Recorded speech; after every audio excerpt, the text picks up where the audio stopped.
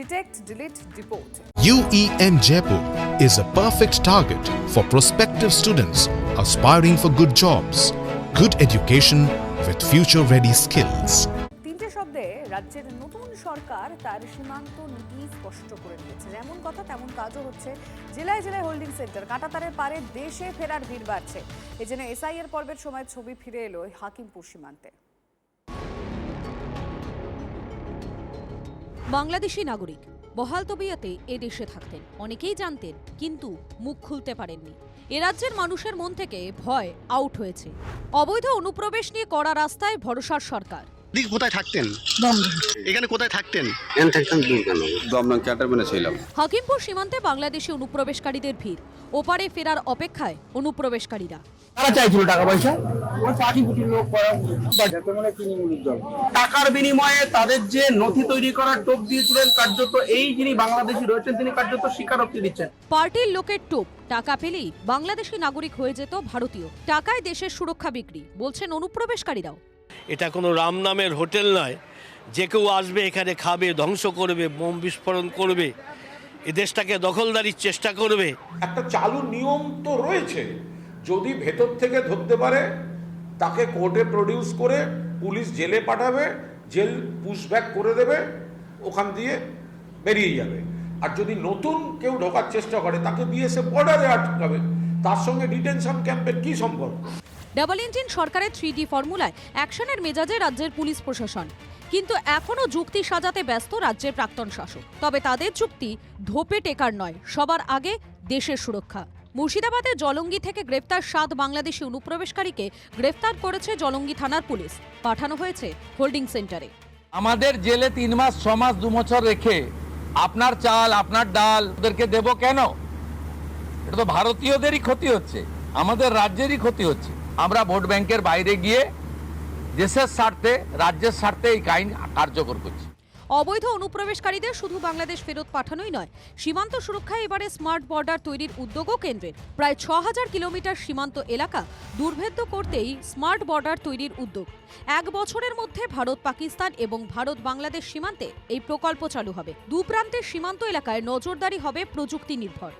हम smart border project को launch कर बांग्लादेश और पाकिस्तान की पूरी सीमा को हम अभेद करेंगे और इससे आपके काम में आपको बहुत बड़ी तकनीकी सहायता उपलब्ध हो जाएगी। एक मजबूत सपोर्ट तकनीक का भी आपके पास उपलब्ध होगा, जिससे हम दोनों सीमाओं को सुरक्षित कर देंगे।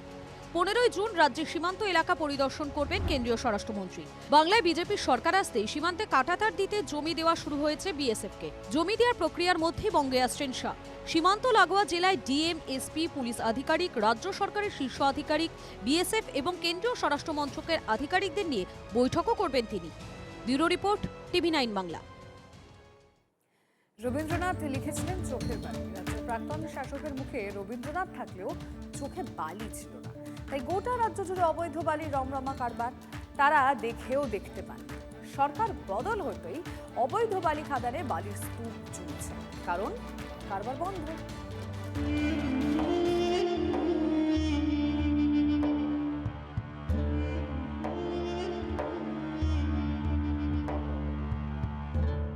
ফেলুদা রাজস্থানে গিয়ে সোনার কেল্লার রহস্য ফাঁস করেছিলেন।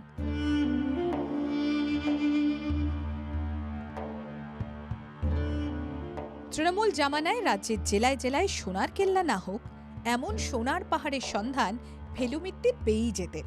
রাজস্থানে যেতে হতো না।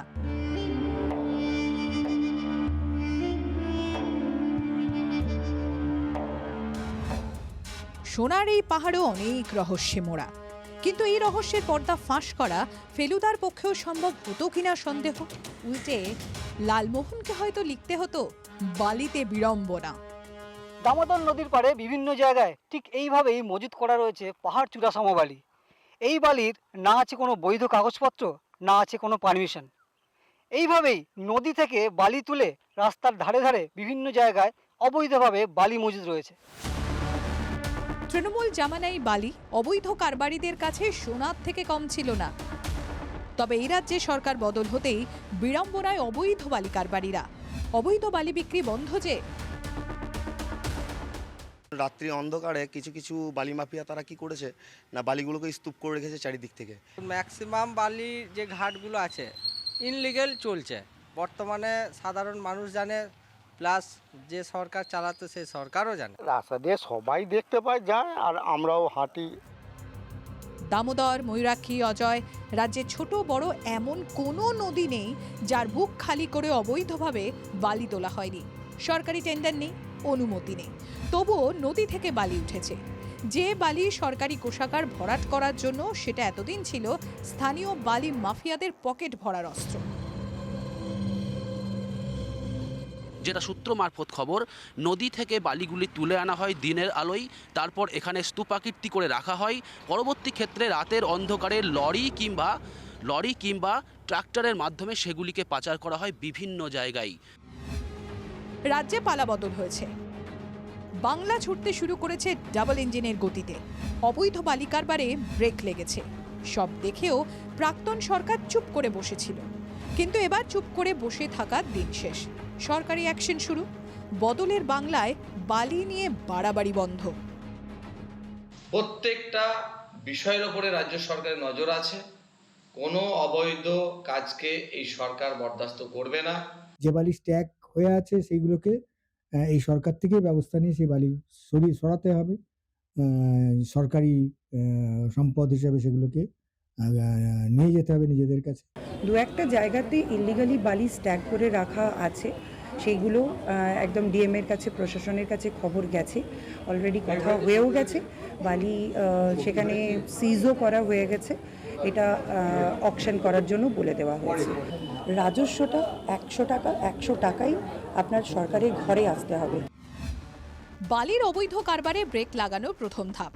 অনেক ক্ষতি ইতিমধ্যেই হয়ে গিয়েছে, ক্ষত বড্ড গভীর, মেরামতে সময় লাগবে। কাজটা শুরু হয়েছে। মনোতোষ পোদ্দার ও হিমাদ্রি মণ্ডলের রিপোর্ট, TV9 বাংলা।